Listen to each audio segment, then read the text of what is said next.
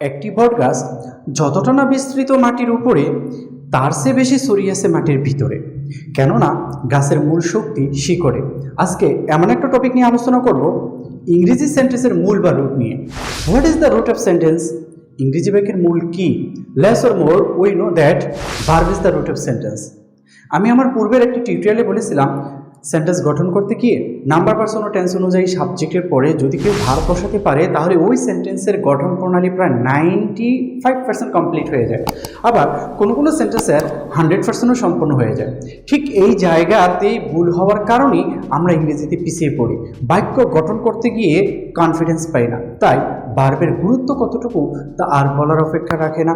Hello viewers, this is Masum's teaching and motivation. সবাইকে শুভেচ্ছা ও স্বাগতম। So no more let's get started.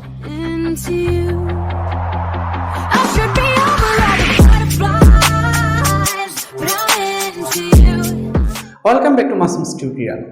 পুরো ইংরেজিটা ঘিরে আছে যা দিয়ে আজকে আমি আলোচনা করব তা নিয়ে, আর সেটা হলো অক্সিলারি ভার্ব। অক্সিলারি ভার্ব নিয়ে কিছু কথা না বললেই নয়। অ্যাসার্টিভ কিংবা ইন্টারোগেটিভ, অ্যাফার্মেটিভ কিংবা নেগেটিভ, যেখানেই যাই অক্সিলারি ভার্বের বিকল্প আর কিছুই নেই।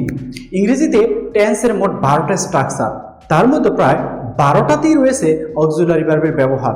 প্রেজেন্ট ইনডিফিনিট টেন্স ও পাস্ট ইনডিফিনিট টেন্স ব্যতীত বাকি 10টা টেন্সের স্ট্রাকচার অনুযায়ী সেন্টেন্স গঠন করতে বাধ্যতামূলক অক্সিলারি ভার্বের দরকার। এছাড়া অক্সিলারি ভার্ব বা টু বি ভার্বের ব্যবহার করতে পারে যে অ্যাক্টিভ থেকে প্যাসিভ ভয়েস করতে পারে সে। ইংরেজিতে অক্সিলারি ভার্বের যে কতটা গুরুত্বপূর্ণ তা বলার অপেক্ষা রাখে না, কেননা অক্সিলারি ভার্ব ছাড়া তো ট্যাগ কোশ্চেনই হয় না। অক্সিলারি ভার্ব প্রধানত দুই প্রকার, primary auxiliary, modal auxiliary. Primary auxiliary আবার তিন প্রকার, to be verb, am is are was were, to have verb, have has had, to do verb, do does did. Modal auxiliary verb can, could, shall, should, will, would, may, might, must, dare, need, what to use to।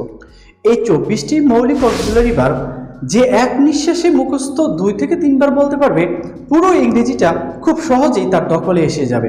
Like this, am is are was are have as are do does did can could shall should will it may might must dare need what to use to।